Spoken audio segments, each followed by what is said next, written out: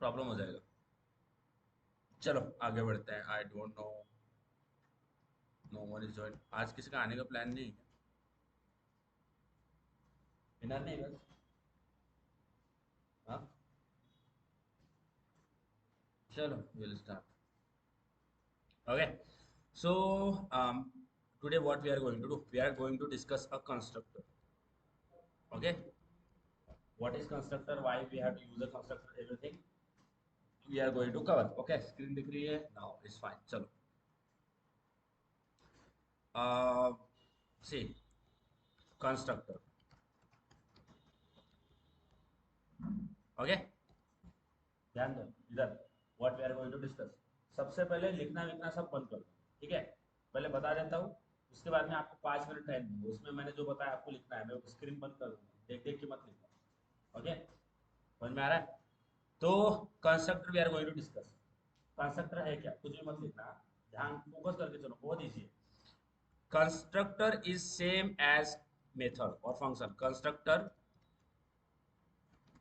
Is same as a function, जैसे function होता है वैसा ही कंस्ट्रक्टर होता है।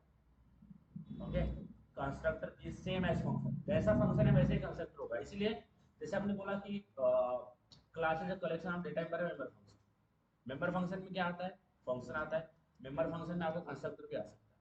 कंस्ट्रक्टर को हम क्या बोलते हैं? It is a special type of function. अभी आपको स्क्रीन नहीं दिख रहा हो तो मैं इसको थोड़ा बड़ा कर देता हूँ ताकि आपको दिख रहा है। चलो, ओके, सी, सो कंस्ट्रक्टर को हम क्या बोलते हैं? Constructor is a special type of function.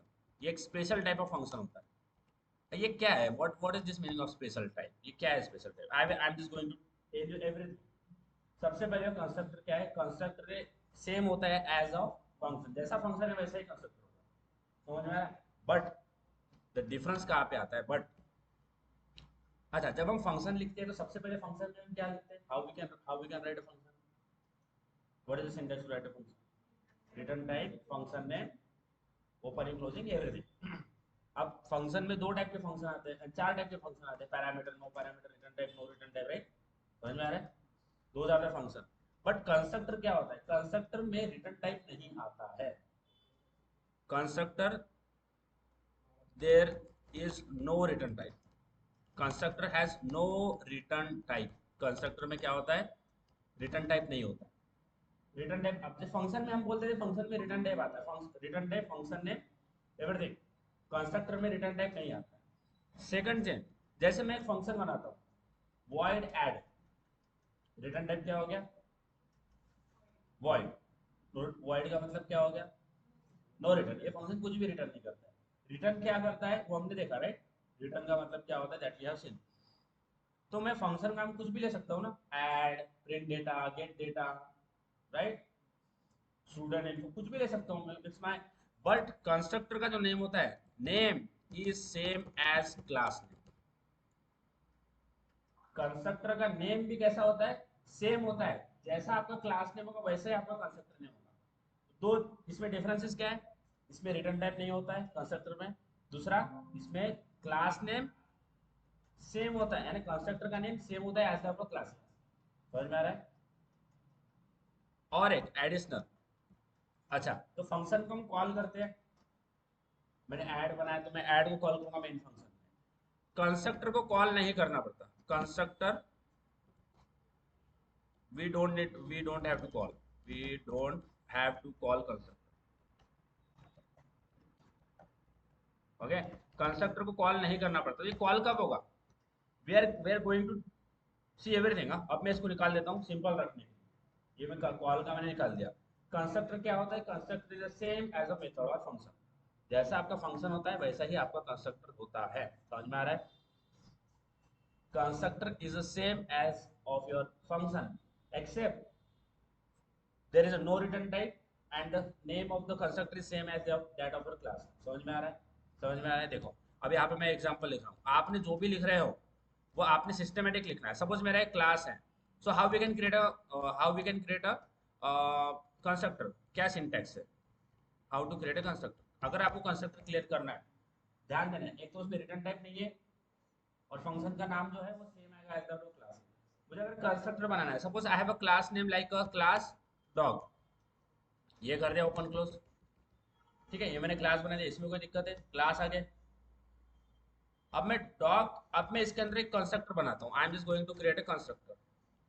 हाँ ओके, अब कंस्ट्रक्टर बनता है कैसा है, रिटर्न टाइप नहीं होगा, और जो नेम ऑफ कंस्ट्रक्टर होगा वो सेम होगा एज द क्लास नेम। तो क्लास नेम क्या है, डॉग। तो क्या आएगा आपका constructor, dog, dog open lash it, you have successfully created constructor. देखो इसमें ना कुछ रिटर्न टाइप होता है, कुछ भी नहीं होता, only dog class name parenthesis opening closing, that is how we can we have to create. Constructor क्या होता है, it is the same as of your function except constructor doesn't have any return type, constructor को return type नहीं होता है। Second point, constructor का जो name होता है वो same as that of your class name होता है। इतना क्लियर है, इतना क्लियर है, ओके। अब कंस्ट्रक्टर में दो टाइप के कंस्ट्रक्टर आते हैं, वी आर गोइंग टू सी। हाँ, जब हम कंस्ट्रक्टर की बात कर रहे हैं तो there are two type of constructor, okay. Function में हमारे पास चार टाइप ऑफ कंस्ट्रक्टर है, सॉरी, फंक्शन में हमारे पास चार टाइप ऑफ फंक्शंस है, no return type, no parameter, return type, that's all you know what are the four type of functions we have. Constructor के चार टाइप ऑफ कंस्ट्रक्टर होते हैं, सॉरी, कंस्ट्रक्टर में दो टाइप के कंस्ट्रक्टर होते हैं, टू टाइप। एक होता है default constructor,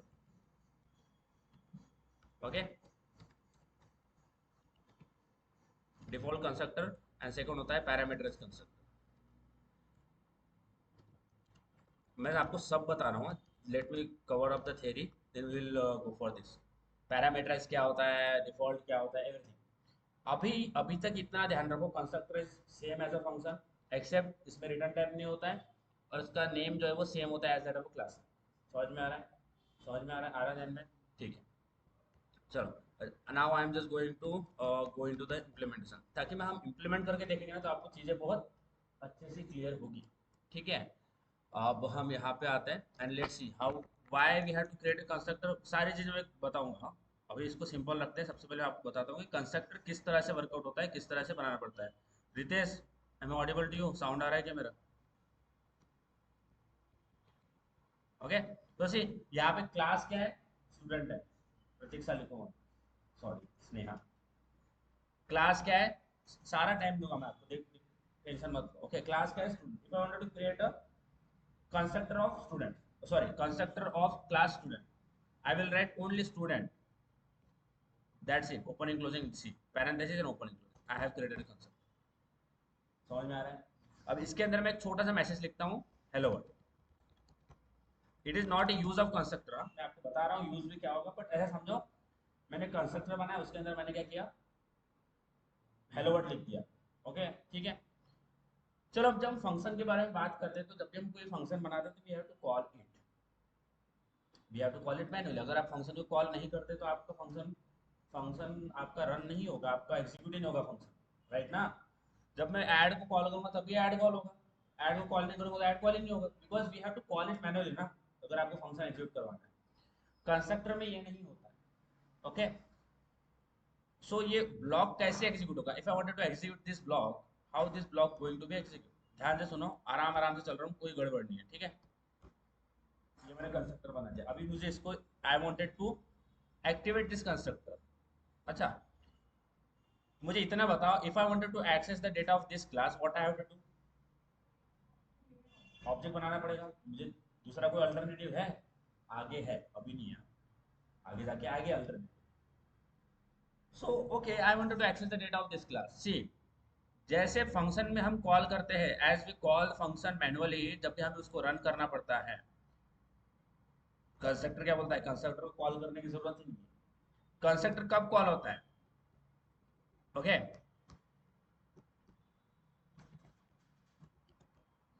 constructor is called automatically when the object of that class is created। समझ में आ रहा है, कंस्ट्रक्टर कॉल कब होगा, जब आप बोलते हो। अच्छा ऑब्जेक्ट क्रिएट, अच्छा ऑब्जेक्ट की कितने स्टेप होते हैं, first step is declaration, first step is declaration, second step is creation. How to declare object, Ritesh, Ritesh how to declare object, class name object. Create कब होता है अपना, ऑब्जेक्ट कब क्रिएट होता है जब आपका न्यू लगता है। मैंने आपको न्यू न्यू कीवर्ड बताया, न्यू कीवर्ड बताया। What is the use of new keyword? New keyword का अच्छा थोड़ा इंपॉर्टेंट लेक्चर ताकि देखो न्यू कीवर्ड का क्या सिग्निफिकेंस है। अलोकेट द मेमोरी, आपका जो ऑब्जेक्ट है उसको अलोकेट करेगा मेमोरी। कब? जब वो क्रिएट हो जाए। क्रिएट कब होगा? जब न्यू कीवर्ड आएगा। न्यू यानी क्रिएशन, वो ऑब्जेक्ट को मेमोरी में आपका स्पेस मिल रहा है। New keyword is used to allocate the memory to your object. आप कभी भी न्यू, अगर आपको कहीं कहीं पे भी न्यू दिख गया, आपको समझना है यहाँ पे मेमोरी अलोकेट हो रही है to that particular slot of to that particular block of code. जब भी आपको न्यू दिख रहा है समझ जाना है वो अलोकेट कर रहा है मेमोरीज। तो ऑब्जेक्ट कब क्रिएट हो रहा है? जब न्यू कीवर्ड लग रहा है। समझ में आ रहा है? समझ में आ रहा है? अब यहाँ पे क्या मैंने लिखा है, constructor is called automatically when the object is created. यहाँ पे क्या बोला है मैंने? ऑब्जेक्ट इज क्रिएटेड, तो क्रिएट में क्या आएगा? न्यू क्लास में, राइट ना? न्यू क्लास में आएगा तभी तो ऑब्जेक्ट क्रिएट होगा।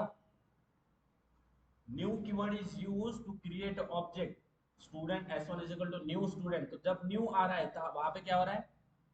ऑब्जेक्ट क्रिएट हो रहा है। फर्स्ट स्टेप क्या होता है? ऑब्जेक्ट क्या होता है? उसमें न्यू कीवर्ड आया क्या?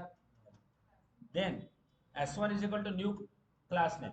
न्यू क्लास नेम, यहाँ पे क्या हो रही है? मेमोरी अलोकेट हो रही है किसको? s1 object. समझ में आ रहा है? क्रिएट कब हो रहा है? जब न्यू दिख रहा है। तो कंस्ट्रक्टर को हमें मैन्युअली कॉल नहीं करना पड़ता। कंस्ट्रक्टर कब रन होता है, कब कॉल होता है? जब जैसे ही आप ऑब्जेक्ट बना देते हो किसी क्लास का, ऑब्जेक्ट क्रिएट हो रहा है, ऑटोमेटिकली कंस्ट्रक्टर कॉल होता है। करना ही नहीं, वो करना ही नहीं हमें। देखो अब ये एक्चुअली जब हम करके देखेंगे तो समझ में आएगा। देखो how this is going to work out, इसको और ये बता रहा हूँ उसके बारे में और इसको डीप में जाके एक्सप्लेन करते हैं। ठीक है, देखो अब now I have this class student. Okay, I have this class which is student. Okay, और इसके अंदर मैंने कंस्ट्रक्टर बनाया। अब मैं इसका ऑब्जेक्ट बनाता हूँ student. So what is the first step to create object? First step क्या होता है? डिक्लेरेशन। क्या होता है? Sneha, Aman, Ritesh, what is the first step? Sneha, Ritesh, Aman, declaration. Object. Declaration. How to declare object? Object class name object name. So student S1, ये क्या हो गया? Object object declaration declaration. S1। देखो ये क्या हो गया? Object declaration. क्रिएट हुआ क्या? क्रिएट हुआ ऑब्जेक्ट। कब होगा ऑब्जेक्ट क्रिएट?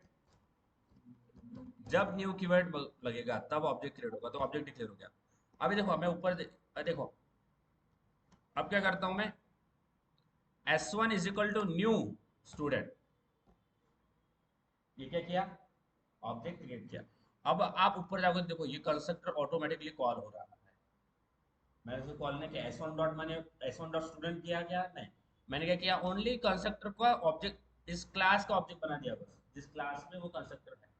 अगर मैं इसको रन करता हूं तो सी, आपका जो कंस्ट्रक्टर है वो ऑटोमेटिकली एग्जीक्यूट हो जाएगा। आपको देखो यहाँ पे आ रहा है हेलो। तो जब भी आप ऑब्जेक्ट बना रहे हो, जब भी आप ऑब्जेक्ट बना रहे हो student S1 is equal to new student, वहां पे दो चीजें हो रही है एक साथ, ध्यान में देना। वहां पे दो चीजें हो रही है, एक तो आपका ऑब्जेक्ट क्रिएट हो रहा है और दूसरा कंस्ट्रक्टर को भी कॉल कर रहा है। जब आप ऑब्जेक्ट बना रहे हो, जब आपने कंस्ट्रक्टर बनाया, तो आपने तो ऑब्जेक्ट बनाया, तो ऑब्जेक्ट बनाने टाइम दो चीजें हो रही है। खाली ऑब्जेक्ट नहीं बन रहा है, ऑब्जेक्ट तो बन ही रहा है, उसके साथ साथ कंस्ट्रक्टर को भी कॉल कर रहा है। समझ में आ रहा है? समझ में आ रहा है? अब यहाँ पे एक क्वेश्चन आपका होना चाहिए कि ये मैंने तो ऐसे ही बोल दिया कि चलो यहाँ पे कंस्ट्रक्टर को कॉल जा रहा है, बट कैसे? कैसे जा रहा है? जब भी हम जब सपोज मुझे दूसरे, मैंने ऊपर क्लास में एक प्रिंट डेटा नाम की मेथड बनाई, तो मैं क्या बोलूंगा? S1 डॉट प्रिंट डेटा बोलूंगा ना, राइट? बट हमने तो यहाँ पे S1 डॉट स्टूडेंट किया क्यों नहीं?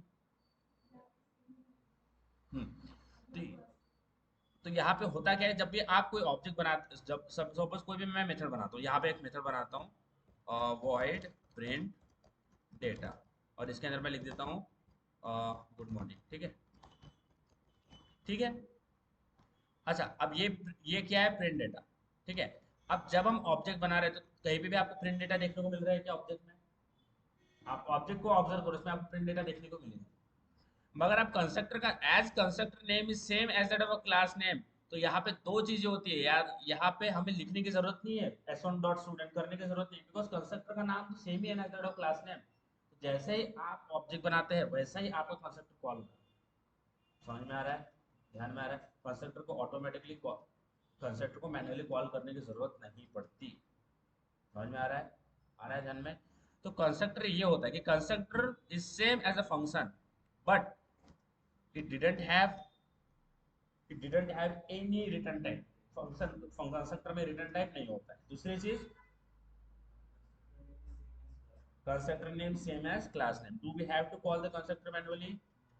फिर कब कॉल होता है? Yes, auto it will call automatically once the object is created.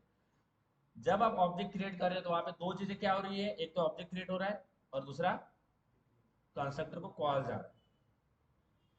Right? जब हम कंस्ट्रक्टर की बात कर रहे हैं तो कॉल कैसे जा रहा है?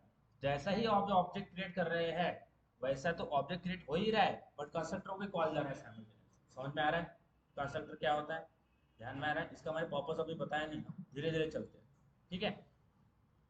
अब मैंने बताया कंस्ट्रक्टर में दो टाइप ऑफ कंस्ट्रक्टर होता है। सबसे पहले कंस्ट्रक्टर क्या होता है? Default constructor. समझ में आ रहा है?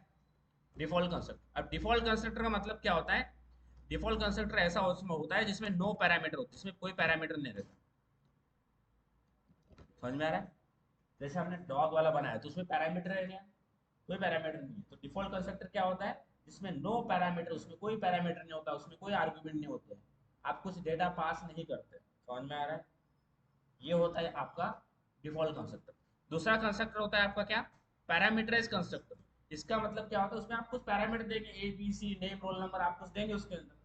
समझ में आ रहा है? तो ये होता है आपका पैरामीटराइज कंस्ट्रक्टर। अब इस प्रोग्राम को मैं थोड़ा मॉडिफाई करता हूँ ताकि आपको दिस कीवर्ड का भी यूज यहाँ पे समझ में आए, एंड यूज भी बताता हूँ मैं कि अपना जो कंस्ट्रक्टर का यूज क्या है वो भी क्लियर करता हूँ। मैं क्लास लेता हूँ स्टूडेंट।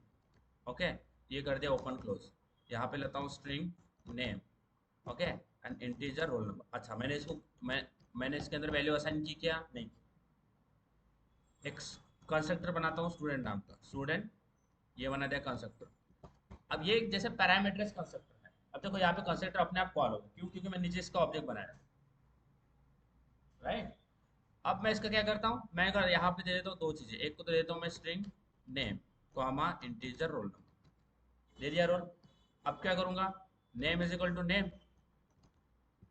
ओके, एंड यहाँ पे क्या कंफ्यूजन होगा Sneha? Roll is equal to roll. क्या यूज करना पड़ेगा स्नेहा यहाँ पे? This keyword. तो we have to use this dot name is equal to name and this dot roll number is equal to roll number. आया ध्यान में? समझ में आ रहा है? ओके। अब हमने ये असाइन कर दिया तो जैसे ही कंस्ट्रक्टर कॉल हो जाएगा तो नेम में चला जाएगा नेम, रोल नंबर में चला जाएगा रोल नंबर। अब मैं एक प्रिंट डेटा मेथड बनाता हूँ। ओके, वॉइड इंट में रोल, यहाँ पे इंटीजर है ना? हाँ हाँ हाँ, तो अभी नीचे से पास करना पड़ेगा ना, इसलिए तो यहाँ पे एक एरर आ रहा है। देखो यहाँ पे ऊपर देखोगे, यहाँ पे एक एरर आ रहा है। पास करेंगे, ध्यान दे, धीरे धीरे। अच्छा, तो यहाँ पे मैंने क्या किया? वैल्यू क्या डाल दी? लोकल वेरिएबल में इंस्टेंस, इंस्टेंस में लोकल की वैल्यू डाल दी। कंसेप्ट के अंदर जो वैल्यू पास करूंगा मैं वो डाल दिया मैंने इंस्टेंस वेरिएबल के अंदर। अब मैं यहाँ पे प्रिंट करता हूँ, एक मेथड बनाता हूँ वॉइड प्रिंट डेटा। ये कर दिया ओपन क्लोज और ये कर दिया ये। अब मैं प्रिंट करता हूँ नेम इज प्लस नेम साउट,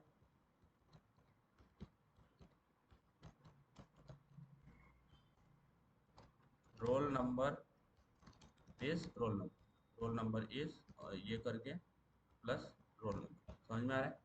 ठीक है? जैसा ही मैं ऑब्जेक्ट क्रिएट करूंगा तो क्या होगा? ऑब्जेक्ट जब मैं, अच्छा, कंस्ट्रक्टर कब कॉल होता है? जब ऑब्जेक्ट क्रिएट होता है। समझ में आ रहा है? ठीक है। अब ऑब्जेक्ट जब क्रिएट हो रहा है, इससे पहले अब यहाँ पे जैसे अमन ने बोला, सर पीयूष ने बोला कि आपने तो पास ही नहीं किया, तो यहाँ पे जो आपको ब्रैकेट दिख रहे हैं खाली ऐसे शो के लिए नहीं दी। जब आप पैरामीटर्स कंसेप्ट यूज कर रहे हैं तो जहाँ पे आप न्यू स्टूडेंट करते हैं वहां पे आपको क्या पास करना पड़ता है? वैल्यू। तो मैं सबसे पहले पास करता हूँ रोहन। ठीक है, और पास करता हूँ रोल नंबर 101। समझ में आ रहा? पास किया। अब ये वैल्यू किस में जाएगी? कंस्ट्रक्टर में जाएगी। कंस्ट्रक्टर क्या करेगा? नेम में डाल देगा नेम, रोल नंबर में डाल देगा रोल। अब ये नेम नेम रोल रोल क्या है, ये हमने जिस कीवर्ड में देखा है। अगर इसका मिस होता है आपको रिकॉर्ड लेक्चर देखना पड़ेगा। अब क्या किया? अब मैं प्रिंट कौन सा करवा रहा हूँ? ये लोकल वेरिएबल प्रिंट करवा रहा हूँ या इंस्टेंस वेरिएबल प्रिंट कर रहा हूँ यहाँ पे? प्रिंट डेटा में इंस्टेंस है ना, लोकल वेरिएबल का स्कोप कहाँ तक होता है, only with in the function. आप उसके बाहर उसको यूज करेंगे वो एरर दे देगा, वो बोलेगा मैं इसको पहचानता ही नहीं हूँ, क्योंकि उसका जो बाउंड्री है आप उसके बाहर उसको एक्सेस कर रहे हो, वो तो देगा ही नहीं। तो इसीलिए उसको बोलते हैं लोकल। लोकल वेरिएबल क्या होता है, बताओ what is local variable. Very good. Scope कहाँ तक होता है Aman, what is the scope of what is the scope of local variable within a function, what is my instance variable. Very good. और scope कहाँ तक होता है, through out the class. इसी ने हमने क्या किया यहाँ पे जो इंस्टेंस, यहाँ पे दो इंस्टेंस बनाए, उसके अंदर जो पैरामीटर जो भी हमने कंस्ट्रक्टर के अंदर पैरामीटर पास किए उसमें असाइन कर दिया रोल इंस्टेंस में। अब प्रिंट कर रहे हैं आप यहाँ पे क्या इंस्टेंस। अब ये मेथड है प्रिंट डेटा, कंस्ट्रक्टर नहीं। मेथड को क्या करना पड़ेगा, मैनुअली कॉल करना पड़ेगा। समझ में आ रहा है। अब मैं क्या करता हूँ, कंस्ट्रक्टर ने वैल्यू असाइन कर दी, अब मैं करता हूँ s1 डॉट प्रिंट डेटा। समझ में आ रहा है। अगर इसको रन करते हैं तो क्या हमारा, what is the value we are getting, see name is Rohan, roll number is 10। समझ में आ रहा है, आ रहा है ध्यान में, क्लियर है कंसेप्ट क्या होता है। ओके, हाँ क्लियर है। अच्छा, इतना क्लियर है कंसेप्ट क्या होता है, वो किस तरह से करते हैं। ठीक है, नाउ क्या करो, एक प्रोग्राम लिखो विदाउट कंस्ट्रक्टर वाला, एक प्रोग्राम लिखो विद कंस्ट्रक्टर वाला। समझ में आ रहा है, समझ में आ रहा है। एक आप कुछ भी ले सकते हैं, यहाँ पे मैंने नेम रोल नंबर इस तरह से एग्जांपल लिया। एक प्रोग्राम लिखो जिसमें डिफॉल्ट कंस्ट्रक्टर यूज होगा, एक प्रोग्राम लिखो जिसके अंदर पैरामीटर्स कंस्ट्रक्टर यूज होगा। मेरा एग्जांपल भी ले सकते हैं, आपका भी ले सकते हैं। 10 मिनट, 10 मिनट 5 मिनट दे रहा हूँ, 5 मिनट में आपका प्रोग्राम बन के रेडी होगा। ठीक है, उससे पहले I will just show you something if I have that. Okay, okay, just जो भी मैंने बताया अभी तक उसको नोट डाउन करो। कंस्ट्रक्टर कंस्ट्रक्टर तो मेरा अपना क्लियर है, कंस्ट्रक्टर क्या होता है, पैरामीटर्स क्या होता है, नॉन पैरामीटर्स क्या होता है, कॉल कब होता है, कंस्ट्रक्टर फंक्शन में क्या डिफरेंस है। ओके, ये हमें चीजें क्लियर है यहाँ तक guys, is that clear to you. So is that clear, yes और नो, प्लीज बताओ। कुछ भी प्रॉब्लम है मैं रिपीट करूँ, मैं रिपीट करता हूँ, कोई दिक्कत नहीं, बताओ, बट प्रॉब्लम होना चाहिए। प्रॉब्लम है आपको कुछ, स्नेहा, पीयूष, अमन, कुछ प्रॉब्लम है, एनी प्रॉब्लम यू हैव, कुछ भी नहीं समझा, फास्ट हो रहा है, फास्ट हो रहा है क्या, फास्ट हो देगा, फास्ट हो दे। दिस कीवर्ड आप ऑप्शन देना, आप मेरे को हाई भेज देना, मैं आपको एक ये भेज देता हूँ रिकॉर्ड लेक्चर। अपसेंट मत रहो, अगर आप अपसेंट रहोगे तो आपको रिकॉर्डेड भी डालना पड़ेगा। Okay, so just consider the example like this. I have declared the class like this. Suppose I will just copy the same class, ताकि आपका जो टाइम है वो वेस्ट नहीं होना चाहिए। ठीक है, अब ये जो है, ओके, ये जो क्लास है मैं ये कॉपी कर लेता हूँ। ओके, सी,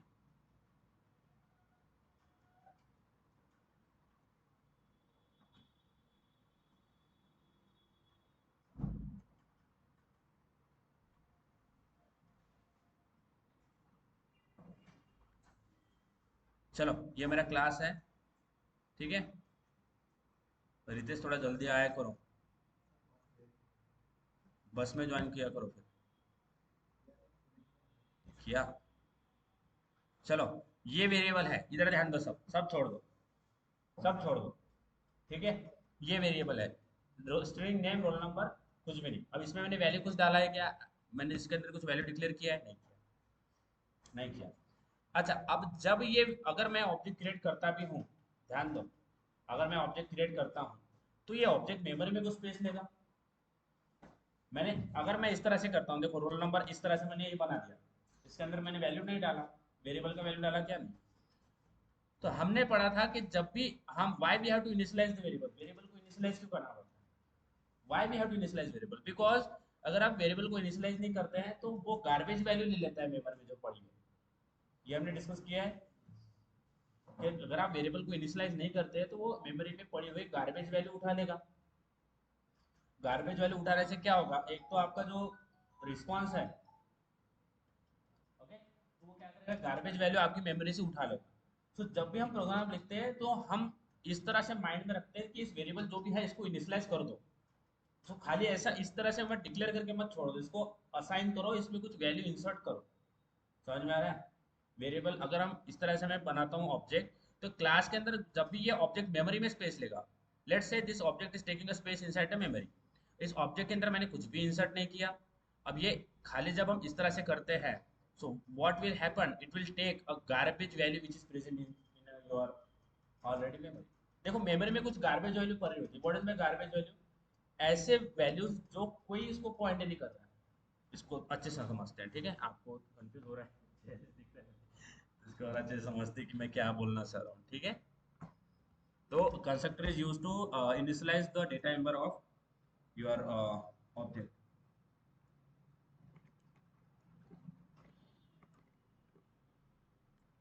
कोई दिक्कत नहीं है, आराम से समझते, बहुत टाइम है। कंस्ट्रक्टर समझ गया तो कंस्ट्रक्टर ओवरलोडिंग बहुत ईजी, ठीक है।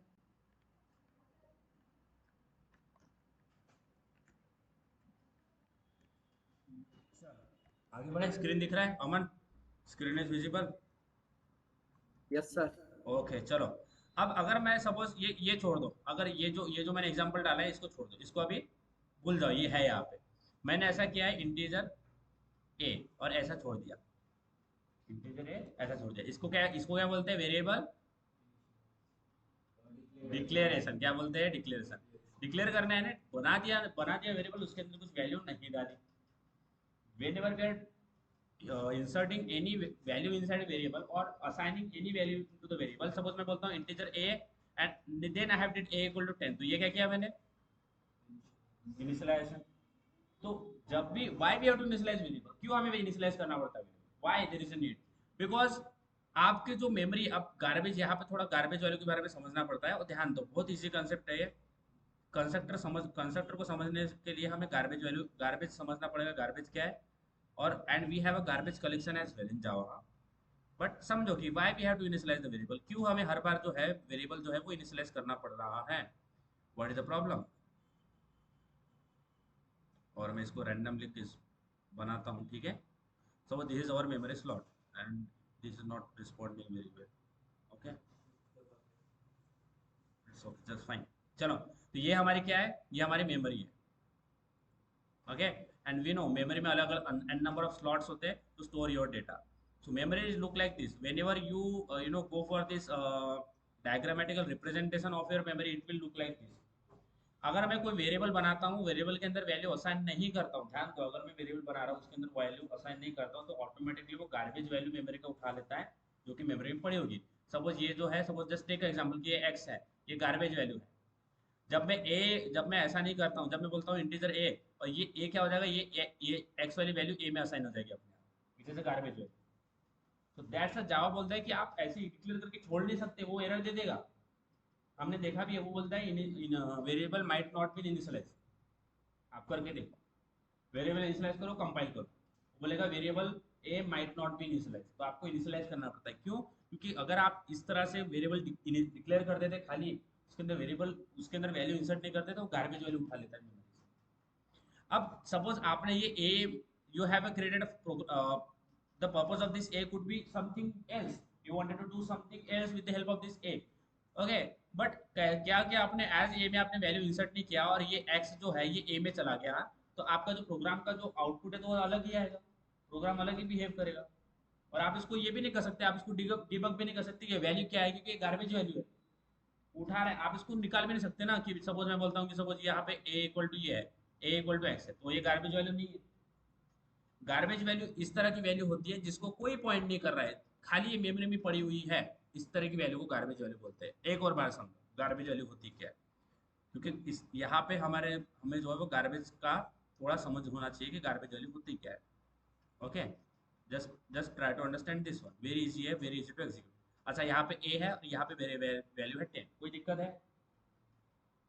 गार्बेज वैल्यू वो होती है जिस वैल्यू को कोई पॉइंट नहीं कर रहा, यहाँ पे कोई ए नहीं है, और ये वैल्यू जो खाली मेमोरी में पड़ी हुई है, as there is no reference, no one is referring to this data which is present in this memory, so you can't use this. आप इस मेमोरी के स्लॉट को यूज नहीं कर सकते। व्हाट, क्यों हम बोलते हैं ए इक्वल टू 10, क्योंकि जब आप ए लिखते हैं system dot out dot print, तो ये ए एक्सेस, ये क्या करता है, इस 10 को एक्सेस करने का आपको फैसिलिटी देता है। अगर मैं बोलता हूँ ए ही नहीं है यहाँ पे, अब करो इस डेटा को एक्सेस करो, दिखाओ मुझे कैसे करोगे इस डेटा को एक्सेस। कैसे करेंगे? इस डेटा को एक्सेस नहीं कर सकते because there is a no variable which is pointing toward this data. समझ में आ रहा है? इसीलिए चलो मैं आप में बोलता हूँ क्या, मैंने लिया इंटीजर ए और इस तरह से बना दिया। तो जब आप वेरिएबल डिक्लेयर करते हैं तो why we have to initialise variable in Java, why it is saying कि यू हैव टू इनिशियलाइज, क्यों? क्योंकि जब आप वेरिएबल डिक्लेयर करते हैं तो जो भी आपकी गार्बेज वैल्यू पड़ी होगी, an number of garbage value will be present in your memory, an number of, and it will directly pick any garbage value from your memory, and this will lead to the undesired output of program. आप इसको debug भी नहीं कर सकते, क्यों मेरे मेरे problem आ रहा है, क्यों मेरे को ये प्रॉब्लम आ रहा है, कि मेरे suppose you are getting some error because of this, और आपको डिबग भी नहीं करते आएगा। डिबग यानी आपको सोच, आप इसको फाइंड ही नहीं कर सकते किस तरह से आ रहा है, किस वैल्यू के हिसाब से मेरे को ये प्रॉब्लम आ रहा है, आप इसको उठा ही नहीं सकते ना। तो जावा क्या बोलता है, नहीं आप ये जो किया है ना ये करो ही मत, ये हम आपको अलो ही नहीं करेंगे। आप खाली डिक्लेयर करके, नहीं सॉरी, हाँ खाली डिक्लेयर करके नहीं छोड़ सकते।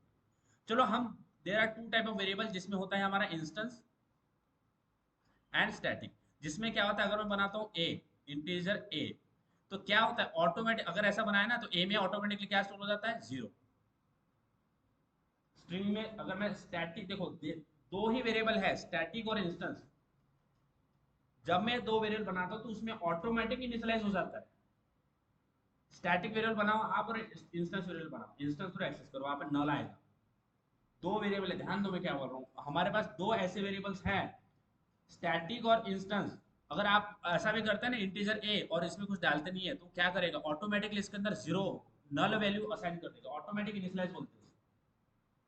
स्टैटिक और इंस्टेंस दो ही ध्यान में रखना, कब होगा automatic initialisation, where static and instance variable आ गया। समझ में आ रहा है? इंस्टेंस यानी ऐसा नहीं कि आपने क्लास के अंदर बना दिया हो गया इंस्टेंस। जब आप उसको एक्सेस करेंगे, ये थोड़ा डिटेल में जा रहे हैं, ये जाना बहुत जरूरी है, बहुत जरूरी है यहाँ पे, हल्के में मत लेना इसको। अच्छा चलो मैंने नेम बना दिया, समझ में आ रहा है? अगर मुझे नेम एक्सेस करना है तो मैं क्या करूंगा, यहाँ पे मैं निकाल देता हूँ, क्योंकि यहाँ पे हमने कंस्ट्रक्टर नहीं डाला, यहाँ मैंने कंस्ट्रक्टर नहीं डाला, तो अब मैं क्या करता हूँ, यहाँ पे यूज करता हूँ s1 dot name. Name use किया, नेम में कुछ वैल्यू डाली, डाली क्या, नहीं डाली, इसको अगर रन करते हैं, सी व्हाट वेरी नल, तो उसने ऑटोमेटिक इनिशियलाइज कर दिया नल, क्योंकि अगर आप ये नल भी नहीं करेंगे तो गार्बेज वैल्यू उठा लेगा मेमोरी से। दैट इज व्हाई जावा से आप इसको ऐसे खाली नहीं छोड़ सकते। और आपने ऐसा किया भी, तो दो टाइप की वेरिएबल है, इंस्टेंस एंड स्टैटिक, जिसमें आपका ऑटोमेटिक इनिशियलाइज हो जाता है नल, या आपका ऑटोमेटिक इनिशियलाइज हो गया है, डिफॉल्ट वैल्यूज ने ऑटोमेटिकली इनिशियलाइज कर दिया। अगर मैं बोलता हूँ यहाँ पे क्या, ध्यान दो ये बहुत इंपॉर्टेंट है, student is equal to s1 dot roll number, roll number क्या है, इंटीजर है। अब यहाँ पे आपको जीरो देखने को मिलेगा बिकॉज आपने उसके अंदर कुछ भी इनिशियलाइज नहीं किया। तो ऑब्जेक्ट के अंदर क्या है, नल एंड जीरो है। तो जावा में कंस्ट्रक्टर किस लिए यूज होता है, constructor is use to initialise the data member of your object. Data member यानी वेरिएबल, जो ऑब्जेक्ट के अंदर जो वेरिएबल है उसको इनिशियलाइज करने का काम कौन करता है, कंस्ट्रक्टर। तो जैसे ही आप ऑब्जेक्ट बना रहे हो तो वहां पे आपका जो वैल्यूज है of that object is automatically initialised by the constructor. समझ में आ रहा है? इसीलिए हम कंस्ट्रक्टर यूज करते हैं। What is the use of constructor, constructor is used to initialise the data member of your object.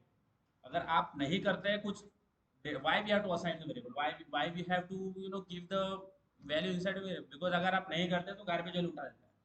और हमारे पास दो टाइप के वेरिएबल होते हैं जिसमें वो ऑटोमेटिकली उसमें डिफॉल्ट वैल्यू स्टोर कर देगा, या तो नल स्टोर कर देगा या तो अकॉर्डिंग टू द अलग अलग डेटा टाइप की है।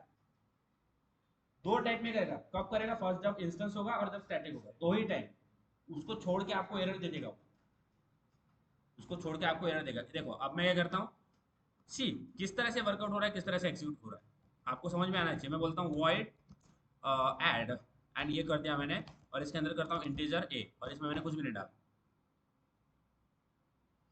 अब इसको एक्सेस करो, आप अगर इस तरह से कुछ करेंगे तो आपको मिल जाएगा एरर। अब ये तो देखो ये लोकल वेरिएबल है, और लोकल वेरिएबल है, मैं इसको प्रिंट भी कर देता हूँ ये। ओके, अब यहाँ पे एरर दे रहा है बिकॉज आपने तो इनिशियलाइज नहीं किया। देखो क्या बोल रहा है, variable A might not be initialize, आपने उसको इनिशियलाइज ही नहीं किया। बट जब मैं इंस्टेंस उसको एक्सेस करूंगा, जब मैं इंस्टेंस और स्टैटिक वेरिएबल बनाता हूँ, सी अगर मैं यही वेरिएबल में बनाता हूँ स्टैटिक ए और इजिकल टू स्टैटिक ए बनाए, तो इसमें कुछ भी नहीं डाला, static sorry static integer a ना, हाँ स्टैटिक इंटीजर ए डाला, और मैं अभी इसको निकाल देता हूँ, गया एरर। क्यों? क्योंकि स्टैटिक और इंस्टेंस वेरिएबल में ऑटोमेटिकली इनिशियलाइज हो जाता है वैल्यूज, बाकी इसमें नहीं होता। Then that's why we have to initialize the value of object, and constructor is used to initialize the data member of your object. समझ में आ रहा है? डेटा मेंबर का मतलब होता है variable. What is the meaning of data member? Variable. समझ में आ रहा है? So what is the use of a constructor? Constructor is used to initialise the data variable. क्या होता है? Variable. That's why we have to initialize the data member of our object with the help of constructor. See, constructor. Constructor is used to initialize the object to store the value into the object as soon as the object is created. अगर ऐसा करता हूँ student semicolon roll number semicolon, तो वो नल और कुछ value store करेगा, उसमें कुछ वैल्यू नहीं है। तो जब भी आपका ऑब्जेक्ट क्रिएट हो रहा है तो वो गार्बेज ना उठा के कुछ वैल्यूज, मीनिंगफुल वैल्यूज के अंदर स्टोर होना चाहिए inside your object. That's why constructor is used to initialise the object to store the value insert into the object as soon as the object is created. each time as object is creating using a new keyword। ध्यान दो, ये हमने सारा देखा हुआ है, summarise कर रहा हूँ। each time the object is creating using a new keyword, at least one constructor is invoked to assign initial values to the data member of your class। मैं आपको ग्रुप पे भेज दूंगा, डोंट वरी यार। ये सारे देखो, मैंने क्या बोला, यहाँ पे क्या बोल रहा है, each time the object is created with the help of new keyword। Object कब बनता है? when you are going with the new keyword। at least one constructor is invoked to assign the initial values to the data member of your class। Moral of the story ये है, constructor used to initialise the data member of your class. जब भी हम new keyword से कोई constructor class create करते हैं तो एक कंस्ट्रक्टर इन्वोक होता है, बोलते हैं कोई ना कोई इन्वोक होगा, क्योंकि आपने कंस्ट्रक्टर बनाया होगा, तो नहीं होगा तो कुछ नहीं होगा। तो आपका कोई एक कंस्ट्रक्टर इन्वोक होगा और वो इनिशियलाइज कर देगा आपका value of your object, initialize कर देगा। देखो, rule of writing constructor, constructor of a class must have a same name as that of a class. Constructor in Java cannot be abstract। ये छोड़ दो अभी, ओके, एक्सेस मॉडिफायर ये भी छोड़ दो। Constructor does not have any return type। क्या है? ये कोई रिटर्न नहीं करता value. Constructor does not have any return type। Constructor can be zero और मोर आर्गुमेंट। हाँ, ये भी देखो, constructor can have a zero और मोर आर्गुमेंट। जीरो आर्गुमेंट का मतलब क्या होता है? Default constructor, no parameter. और मोर आर्गुमेंट वाला हो जाएगा आपका parameters constructor. Constructor never inherit in a derived class. ये आगे का काम है, अभी नहीं ध्यान देना है। ओके, तो देखो यहाँ पे दो टाइप ऑफ कंस्ट्रक्टर है। एक है आपका डिफॉल्ट कंस्ट्रक्टर, जिसमें नो आर्ग्यूमेंट वाला कंस्ट्रक्टर आता है। उसके बाद में आता है पैरामीटर्स कंस्ट्रक्टर, जिसके अंदर क्या आता है? आपका पैरामीटर आता है। समझ में आ रहा है? आ रहा है ध्यान में? कंस्ट्रक्टर क्या होता है, वर्कआउट करते आएगा। तो ये होती है बात आपकी कंस्ट्रक्टर। समझ में आ रहा है? आ रहा है ध्यान में? चलो, कंस्ट्रक्टर तो क्लियर है। Now let's go for the constructor overloading. बहुत सिंपल सा कंसेप्ट है, बहुत सिंपल। ओके, अब मैं यहाँ पे क्लास जो है वो बहुत एक ऐड वाला क्लास लिखता हूँ, क्लास ऐड, और ये बना दिया ओपन क्लोज। ओके, कंस्ट्रक्टर आपको मेथड ओवरलोडिंग समझ गया, कंस्ट्रक्टर ओवरलोडिंग समझ जाएगा। समझ रहा है? मैं यहाँ पे हाँ, how to create constructor add, ये बना दिया। अच्छा, ये कौन सा कंस्ट्रक्टर है? Default. Integer a comma integer b, integer sum is equal to a plus b, print sum. Okay, यही अब क्या हो गया, कंस्ट्रक्टर विद टू पैरामीटर। अब मैं सेम कॉपी, जैसा मेथड ओवरलोडिंग है कंस्ट्रक्टर ओवरलोडिंग में सेम है, ये हो गया सेम। अब इसको करता हूँ कॉमा इंटीजर सी, और यहाँ पे कर देता हूँ a plus b plus c. हो गया constructor overloading. Constructor having same name but different parameter rotated है। अब देखो, अब मैं add s1 is equal to new add. Okay, अब मैं यहाँ से दो वैल्यू पास करता हूँ, 10 एंड 20। कौन सा कंस्ट्रक्टर कॉल होगा जिसमें दो पैरामीटर है? अब मैं नीचे से पास करता हूँ 10 20 30, तो कौन सा पॉइंट हो गया यहाँ पे, कॉमा 30, तो कौन सा वाला कंस्ट्रक्टर कॉल होगा जिसमें तीन पैरामीटर थे, कोई तीन पैरामीटर वाला कंस्ट्रक्टर कॉल होगा। अगर मैं इसको रन करता हूँ, see what we are getting, तो आपको देखने को मिलेगा 10 + 20 + 60। ओके, 10 + 20 + 30 60। अब मैं नीचे से पास करता हूँ क्या, let's say I am just passing 10 and 20, तो आपको दो पैरामीटर वाला कंस्ट्रक्टर कॉल हो जाएगा। इसको रन करो, ये आपको दो पैरामीटर वाला कंस्ट्रक्टर कॉल हो गया 30। constructor overloading is same as that of a method overloading। method having same name but different parameter date, constructor having same name but different parameter। अब constructor का नेम सेम ही होगा ना, इसलिए वो सेम नेम देना पड़ता है, because class name is same as that of constructor name is same as the your class name. We don't have to call constructor manually. Constructor is called automatically when object is created with the help of new keyword. What is the use of a new keyword? Aman, everyone, what is the use of a new keyword? Your object. What is the use of this keyword?